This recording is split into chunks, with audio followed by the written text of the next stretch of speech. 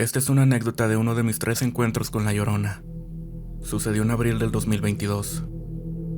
En ese mes mi esposa me pidió hacer un viaje con mis suegros al pueblo de su papá. Dicho pueblo queda metido entre los montes de Veracruz y Puebla, como a 40 minutos de Poza Rica. Para llegar hay que meterse por un cambio de ida y vuelta, que si bien está construido, ya en el último tramo se convierte en camino de tierra escondido por la vegetación. En dicho pueblo corre un río en el cual la gente de ahí aún va a bañarse, lavar ropa y disfrutar y refrescarse porque el clima es muy caluroso. La idea era quedarnos 5 días en los cuales el primero y el segundo, a pesar del intenso calor, pudimos pasar bien. La casa en donde nos quedamos es una casa muy bonita, típica de un pueblo dividida en 2, una cocina aún hecha de adobe y otra pieza que está dividida en un cuarto central, en donde está una televisión y guardan cosas. Alrededor de ese cuarto hay 4 cuartos que sirven de habitaciones.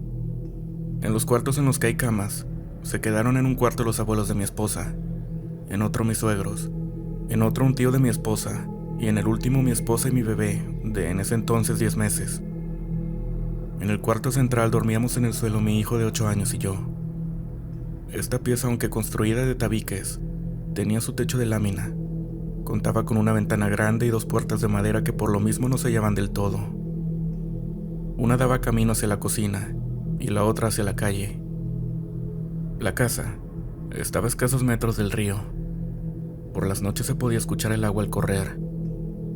A pesar del calor y de que en parte despertaba cada rato para cuidar que no se le subieran insectos a mi hijo, porque era algo común ver tarántulas y otros insectos que se metían por las puertas, pudimos dormir bien relativamente.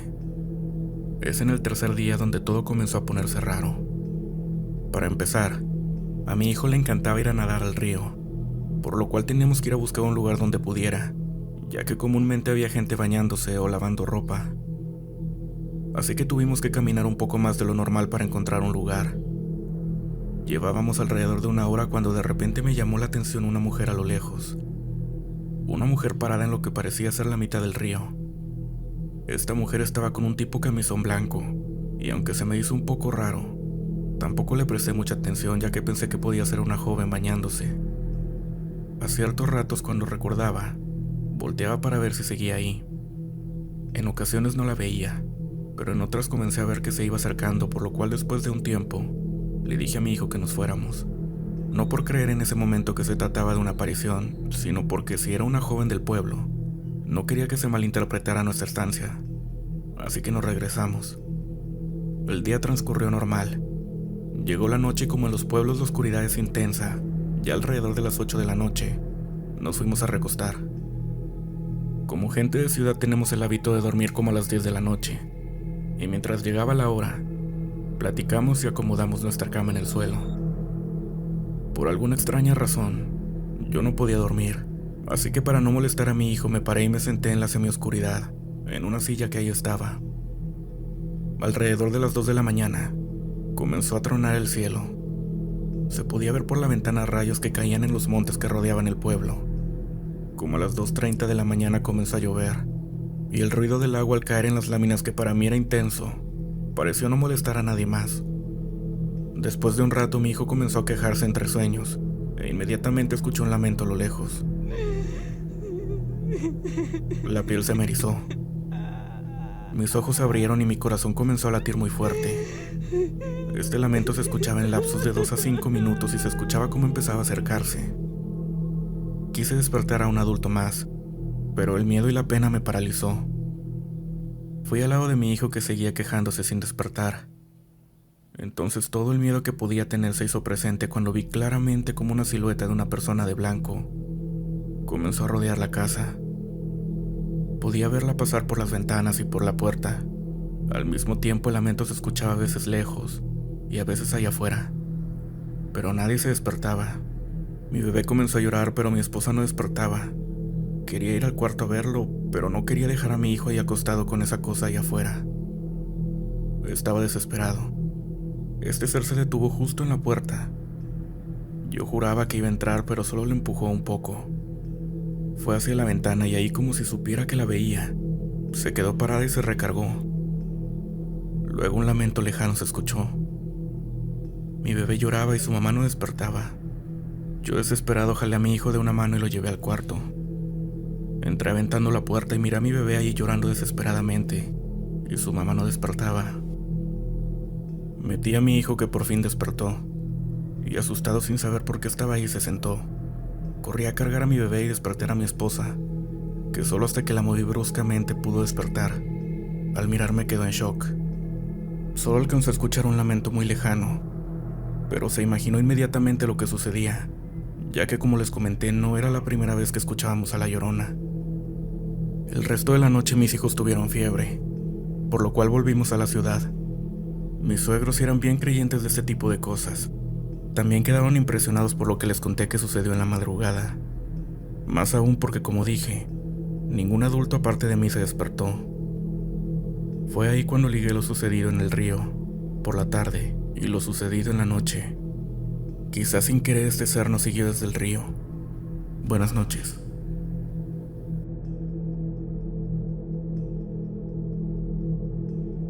Buenas noches, comunidad.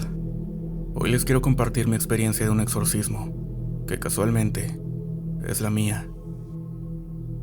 Esta historia es algo larga, pero espero que puedan disfrutarla.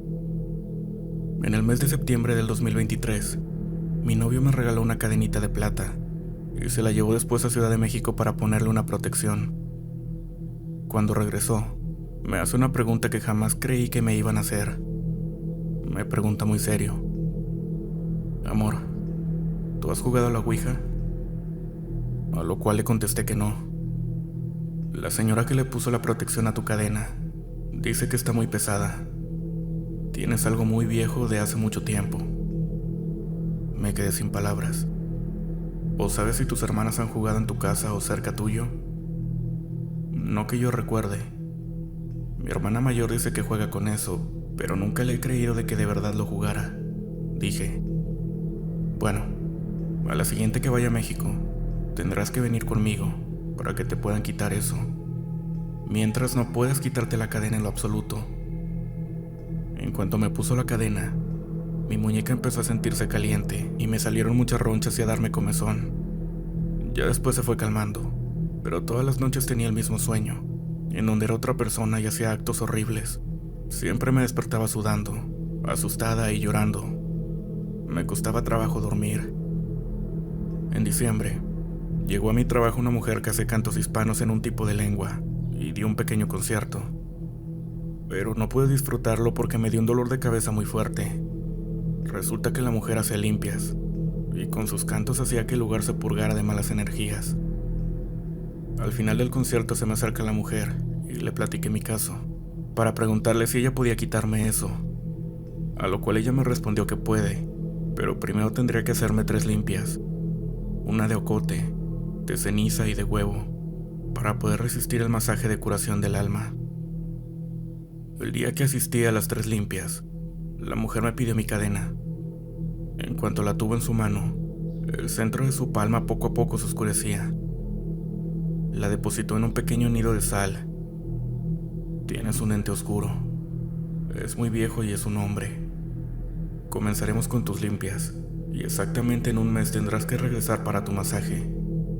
Si no regresas y lo dejas pasar, este ente se volverá más fuerte y podríamos perder tu esencia. Me asusté mucho al escuchar esas últimas palabras. Después de recibir las limpias, sentí mi cuerpo mucho más liviano, pero esas palabras seguían dando vueltas en mi cabeza. Llegó la fecha para el masaje de curación del alma. Llevé unas rosas blancas frescas que me pidió para que fueran de apoyo en este proceso. Me acostaron y vendaron los ojos. Me sentía como si yo estuviera dormida, pero eso estaba muy despierto e hizo que mi cuerpo empezara a temblar, a hablar. Mientras más avanzaba el proceso, podía sentir que mi cuerpo se agitaba mucho y gritaba de dolor. Casi al final, la mujer le hizo una pregunta muy exigente. Dime tu nombre. ¿Cuál es tu nombre? De mi boca salió un nombre con una voz muy grave y ronca. Rafael.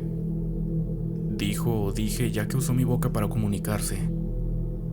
Te escondes con ese nombre, pero no importa. Ya no puedes estar en este cuerpo porque no te pertenece. Dijo la mujer con una voz firme, casi gritando.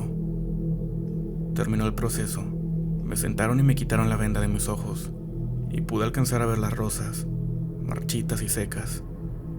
Sentí pena por las flores, pero sin ellas no hubiera sido sencillo.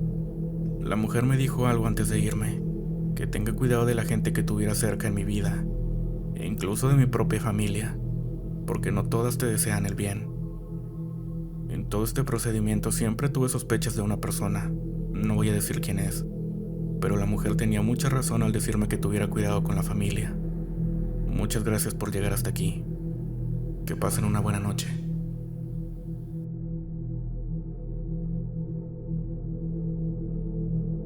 Hola comunidad, buenas noches.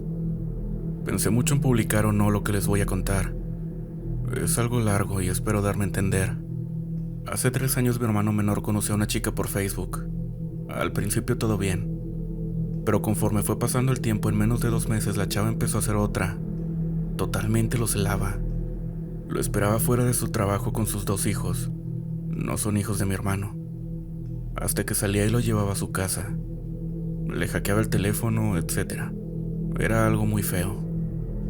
Tanto así que mi hermano habló conmigo y me dijo que ya la quería dejar, pero que no sabía cómo. Eso hagan de cuenta que fue un lunes, y el miércoles ya se había ido a vivir con ella.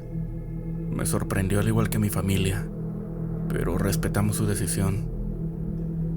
Conforme pasó el tiempo, mi hermano perdió todo. Su trabajo, su moto, bajó mucho de peso. Su piel se veía demasiado manchada, como esas pequeñas manchas que le salen a la gente mayor. Él cree en la Santa Muerte, y la chava con la que estaba también cree en ella. Él se hacía limpias, pero nada le funcionaba. Duró con ella aproximadamente 8 meses viviendo, de los cuales se podría decir que lo perdí. Tuvimos una situación en casa y él pudo salir de donde estaba viviendo con ella, y estuvimos viviendo un tiempo solos, de los cuales él ya no comía, no sonreía, buscaba trabajo y no encontraba. Yo trataba de ayudarlo de alguna forma, pero nada funcionó. Cabe mencionar también que antes de que saliera de donde estaba, tuvo un intento de suicidio. Por ende es que me preocupo demasiado por él.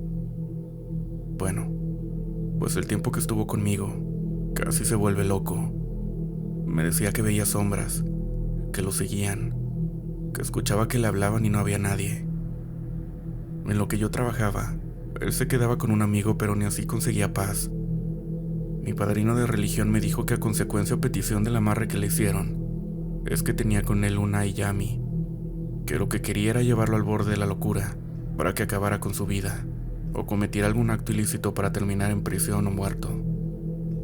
Hasta ese momento mi hermano estaba cooperando con nosotros para poderlo limpiar.